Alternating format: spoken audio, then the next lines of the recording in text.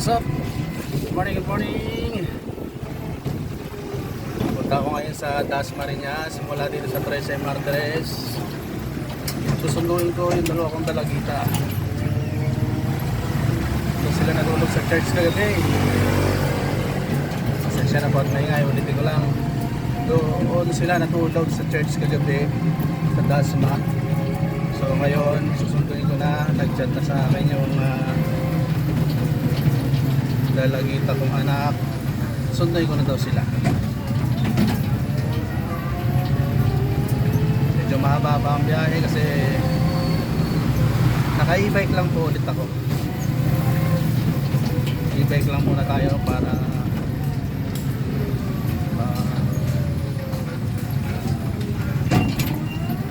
para masubukan din kung hanggang saan makakarating o makakabalik pa ba ang charge nitong battery ng e-bike ko. Pinor-charge ko na po ito kagabi. Try natin. Siguro mga 12 kilometers yun pamuhat dito sa 13 Martires. So, subukan natin. Alright. Ano po?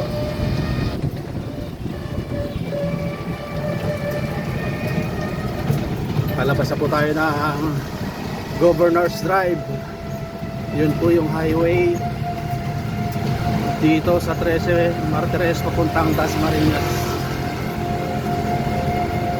Medyo maulan po ngayong umaga dahil sa bagyo, kaya dahan-dahan lang tayo. Okay, tabay tayo mga kapatid. Subukan natin kung hanggang saan ito makakarating, kung makakarating pa ng Dasma at makakabalik pa ulit. Tingnan natin kung ano katibay ang battery nito. So antabay lang. Ayan po, may dali na po kami dito sa Golden Horizon.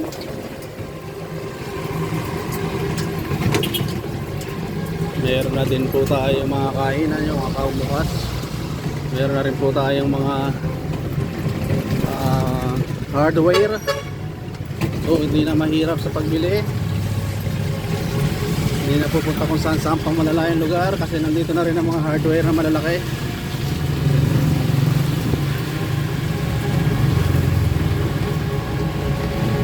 Ito pa isa, hardware.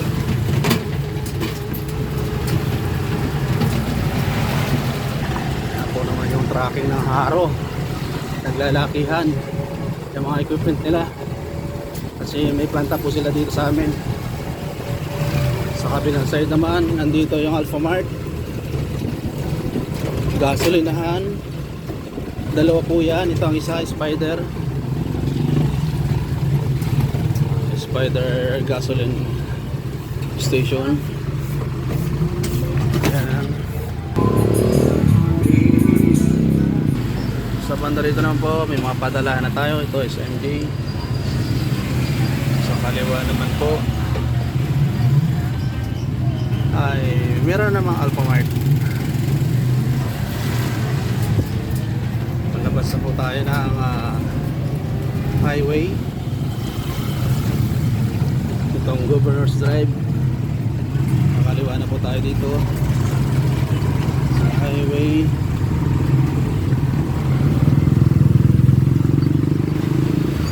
Tayo po tayo pagbigyan. Yan. So nakakaliwa na tayo sa highway. Mga kaibigan natin traffic enforcer sa 13.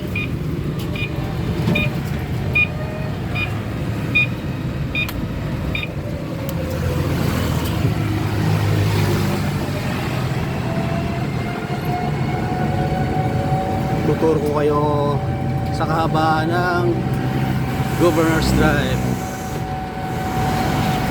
Ito pong kinaliwahan ko, Governor's Drive na po ito, napunta na ng Dasma. Pero una natin madadaanan ay yung Manggahan na sakop na ng General Trias.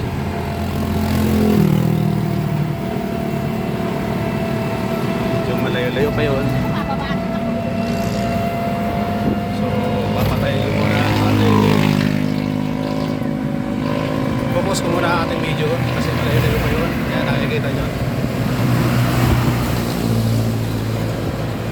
video na lang ulit ako pag nandun na ako sa Manggahan. Okay. Ayan po. Palabas na po tayo ng 13. Ito na yung arko. Kung saan ito po yung namamagitan or boundary ng 13 Martires at General Trias. Ngayon, nalampasan na po natin.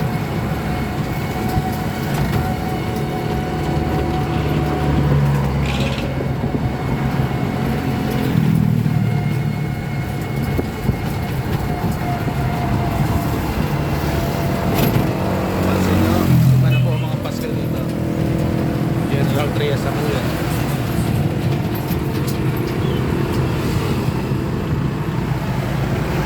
Okay.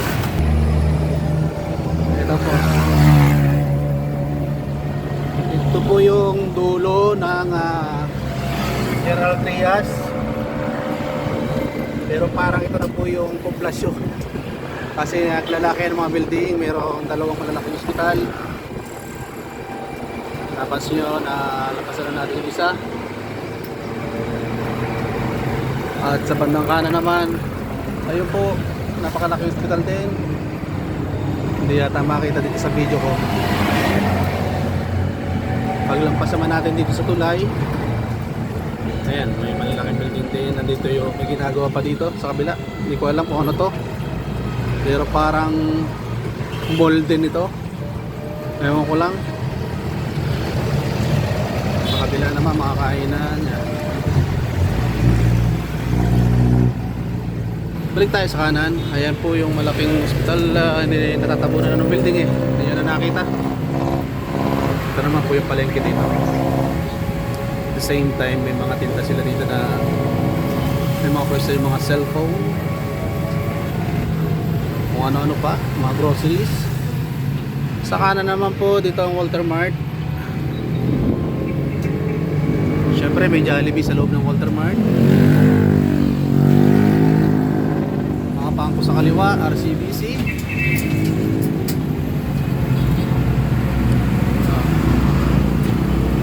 Kompleto dito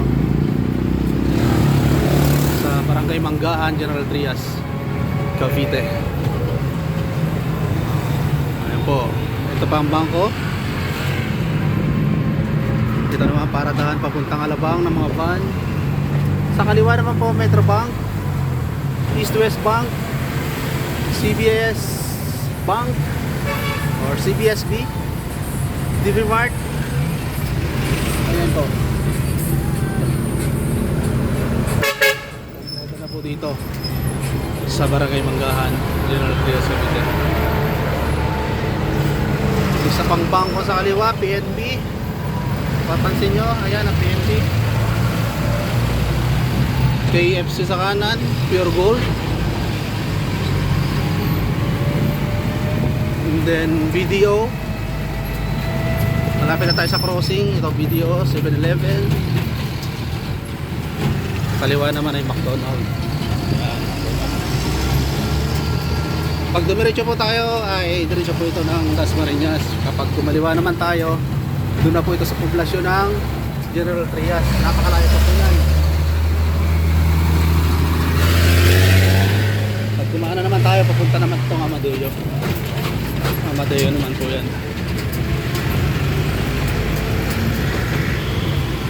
So Jollibee ulit.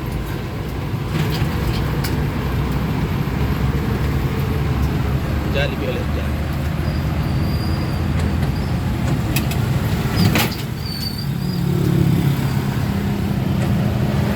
Sa kaliwa, gasoline station.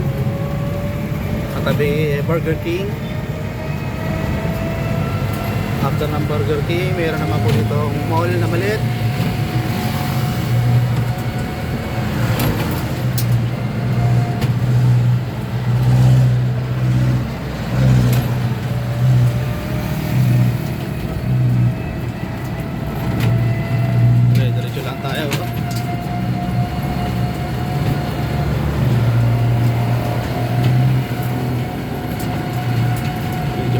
Talaga ang paglalakbay natin.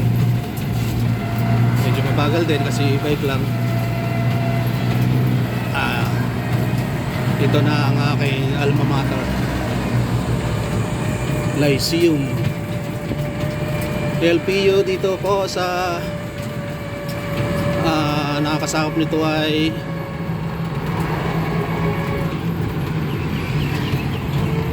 ano ba nakakasakop dito sa Lyceum na ito? Gentry pa rin. Oh, gentry pa rin to. Napakalaki po niyan.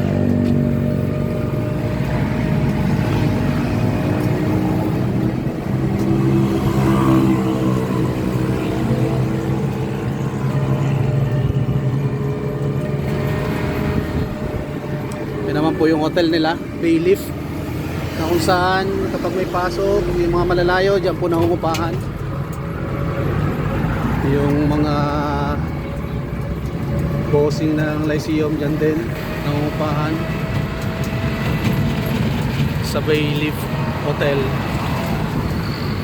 hotel ng mga mayayaman.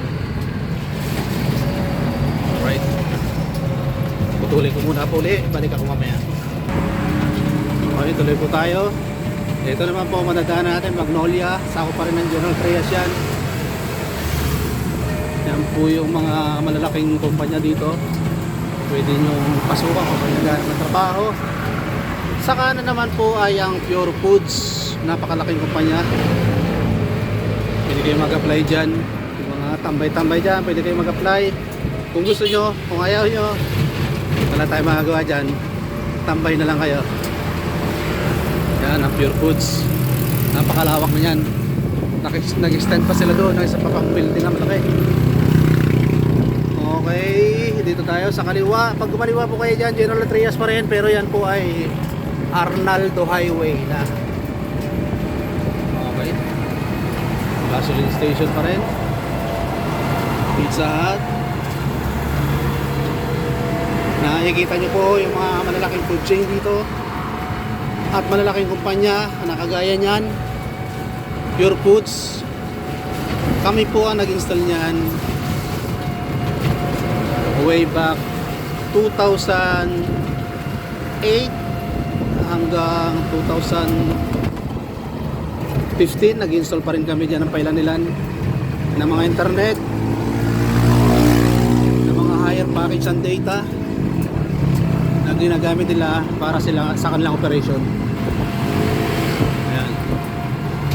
Internet, telephone, landline,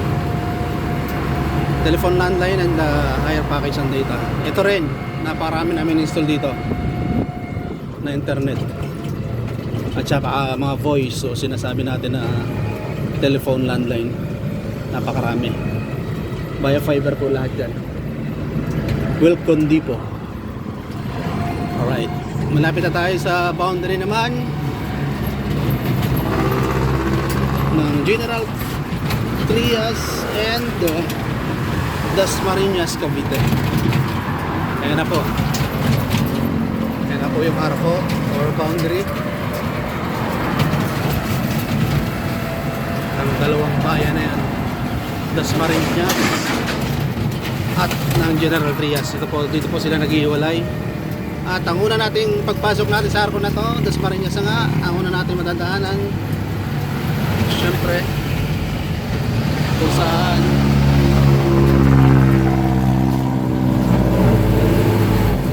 ay ito po ang homing ng mga ini-install namin na telephone at data. Ayan po, PLDT. Diyan po ang homing mapa-fiber man o mapa-copper. Diyan po. So yan.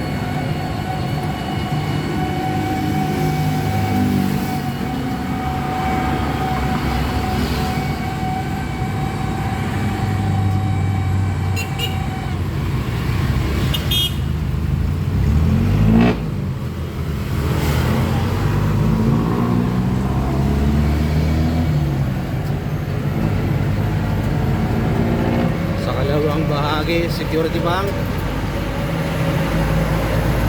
Napaka-unlad na rin talaga. Napaka-unlad ng Dasmariñas. Security Bank.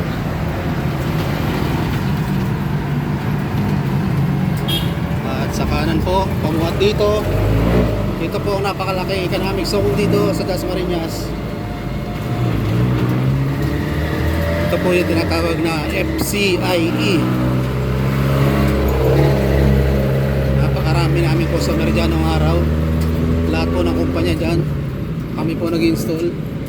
Nagre-restore din kung may problema ang linya. FCIE, Forest Park Butterfly Sanctuary. Saka na naman po, paglampas ng FCIE ay meron din gasoline station, petrol. Medyo malapit na tayo sa anak ko. Sa mga anak ko pala.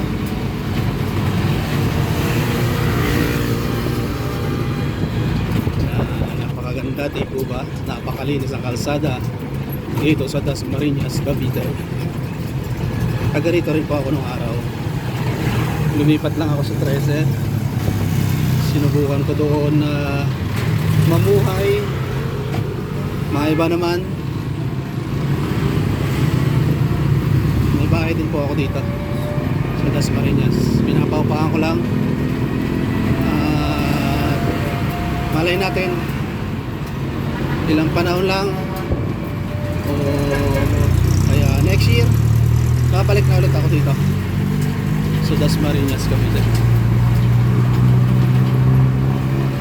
para malapit sa school ng anak ko, college na sa TUP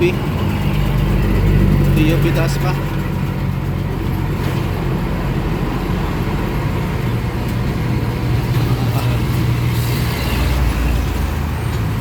Yung bahay ko naman sa 13 ang paupahan ko or gagawin ko na lang opisina para sa telco.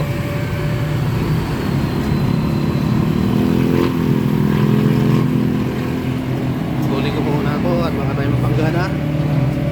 Kakaliwa po ako, mag-u-turn po ako doon sa dulo, kakaliwa po ako para dito po kasi yung shortcut papunta doon sa amin sa church. So stop po muna po.